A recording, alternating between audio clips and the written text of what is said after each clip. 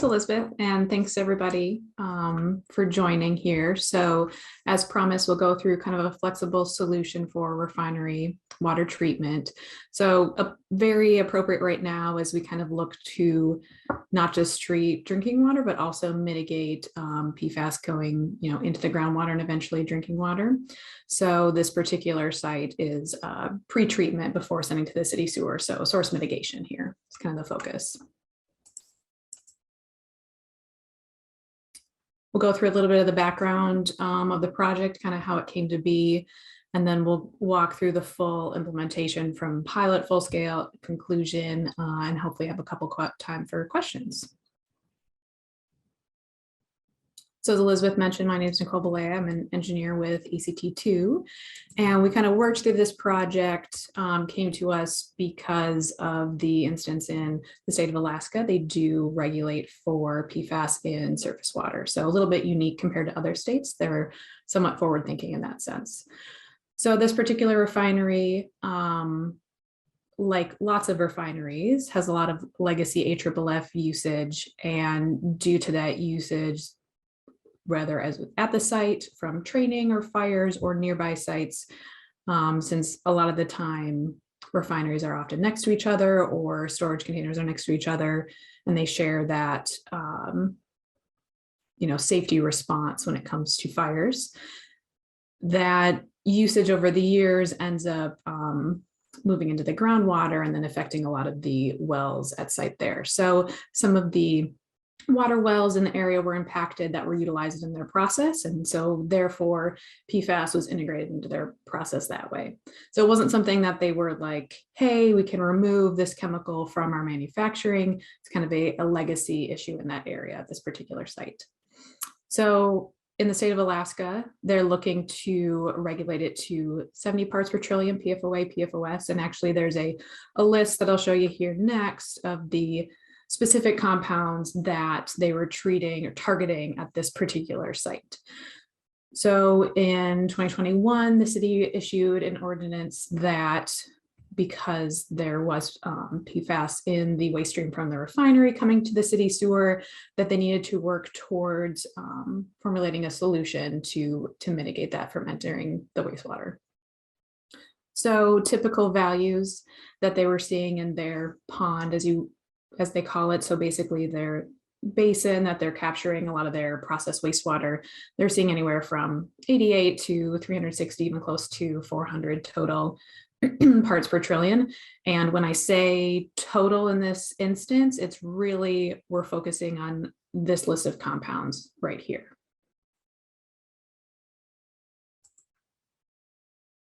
So once they were kind of notified that they needed to start evaluating solutions, they reached out to us and bought kind of a small flow system as a pilot unit that they ran and processed for a handful of months. So here's kind of the layout of what that system looked like. It was 4 gallons per minute is what they treated through each vessel. So first vessel up front, as you can kind of see here, was the granular activated carbon vessel. And that's really just for pre-treatment in this sense. So the empty bed contact time of that vessel is lower than you would use for PFAS removal. And it's really just to remove some of the co-contaminants, hydrocarbons that would maybe damage or prevent the ion exchange resin from working effectively on the PFAS removal. So sampling in between each. Every tote that they had collected was a little bit different. So they sampled each of the totes and then of course sampled the effluent throughout the trial as well too. One thing to mention, the ion exchange resin here is just a single-use gel-based, strong base anionic resin that's pretty typical for PFAS removal. So here's kind of what, a little bit of background on, so some of the water in the background had PFAS on it too to be aware of. And then throughout the trial that they ran for the couple of months, they did not see any breakthrough coming post the ion exchange resin. But as you can expect, HXA kind of broke through first for them through the granular activated carbon system. And again, the goal here is that kind of 12 of those indicated analytes that I listed. And so they're more worried about the sulfonates, not the acids that typically break through first. But nice indicator to show you when you might start thinking about changing out the media, right? So kind of those early indicators.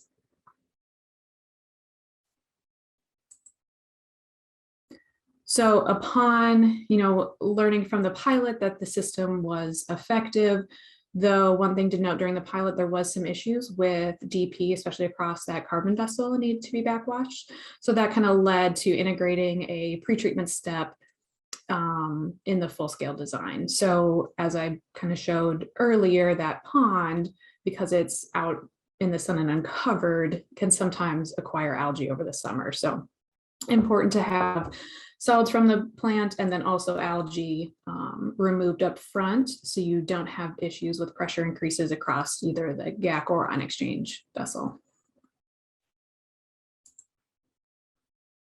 So here's kind of an overall timeline of what they're looking at. So they started sampling, doing some investigation work, realizing that there was PFAS and that they were unable to remove something from their system to mitigate that being in their wastewater, and that was just something that they were going to have to treat for. We have, in 2021, the city ordinance that led to them implementing a pilot system that ran for a couple months and then working concurrently through the full scale design so that could be implemented. And then so in less than a year, essentially, from realizing they had a problem, they were able to implement a full-scale system at their site to pre-treat before discharging to the city. So it was very important to this industry to have something that was flexible. They have other sites and partners, and so the system actually can be moved if needed. Like, let's say there's a release somewhere, and since they don't operate the system 24/7, just when it's needed, you could potentially move this to another site and treat, like, let's say, an AFFF release as well too. So lots of flexibility built into the system. We have our larger vessels up front here, GAC pretreatment, and then the ion exchange polish. And that's just to ensure that we're reliably hitting, all 12 of those analytes there as well too. Of course, some of the PFAS will be sequestered in this GAC, but we're really just relying on that to be a pre-treatment step at this particular site. So everything was containerized, completely automated, acceptance tested, so that when it arrived on site, it could be plumbed to the connections, electric could be landed and then turned on right away. So a complete kind of turnkey system that also could be moved to another site if needed.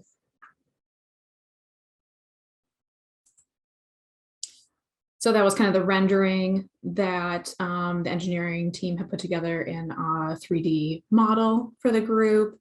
And then, as I mentioned, the factory acceptance testing happened, and then it was shipped to Alaska, which is a far place to ship to, but was strapped down and arrived undamaged, which is, I'm sure if you've ever gotten a package delivered to your house, is quite a feat in itself.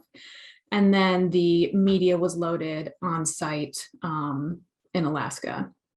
So you can kind of see here, this is the, as I mentioned, in the blue vessels, that sand filter up front, which is super critical in removing those solids before sending to these pressurized vessels. So backwashable sand filter based on both time and pressure potentially that you can augment in the control system. Your influent pump here, these 4 larger vessels here, we have our GAC pretreatment up front, and then finally the ion exchange resin, that's the kind of workhorse of the actual PFAS removal itself. So lots of, as you can notice here, there's lots of cam locks and flexibility in case you want to take one or multiple vessels offline, change the media, decide to reorientate the system to run at higher or lower flow. So a lot of flexibility kind of designed into the system. And then here's kind of what the container looked like.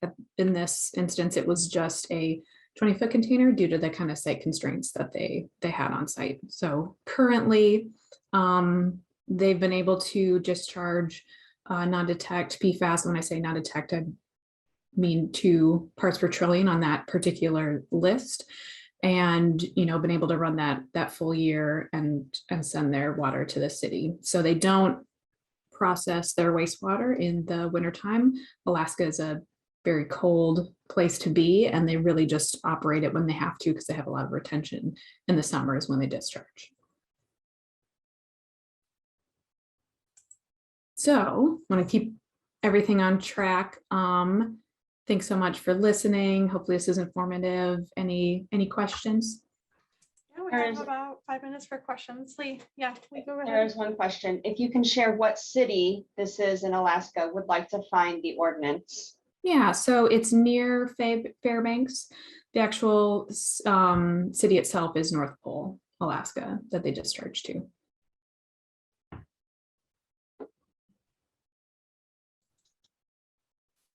And if you want to shoot me an email, happy to share that information with you as well too. We have another question. What is done with the algae that is removed? Could it contain PFAS? Yeah, so at a refinery, it's kind of unique. Any solids that you're removing are often considered hazardous waste.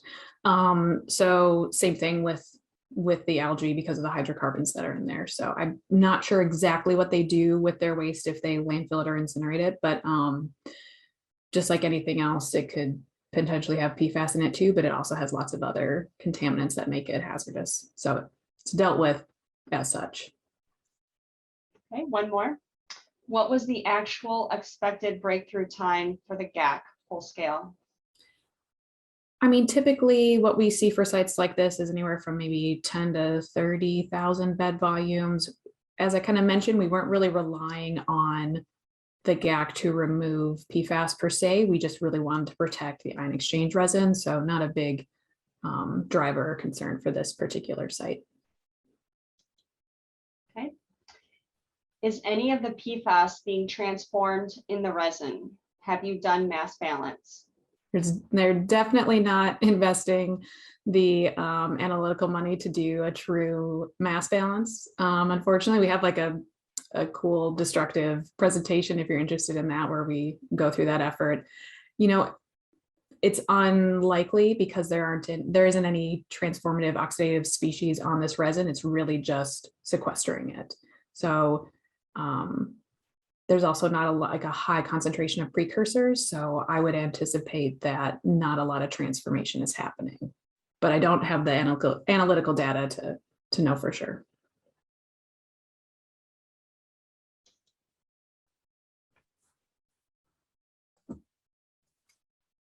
Great, thank We you. do have a couple minutes left if there's another question.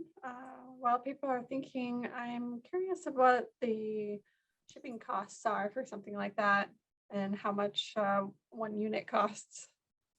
Yeah, it's definitely not cheap. Fortunately, this was kind of procured right before things got really crazy with COVID. But it's, it's thousands of dollars, right, to ship something like this anywhere, and especially Alaska, because typically it'll move on a truck, and then to get to Alaska, often it has to be on a boat. So that also takes, a couple extra weeks typically.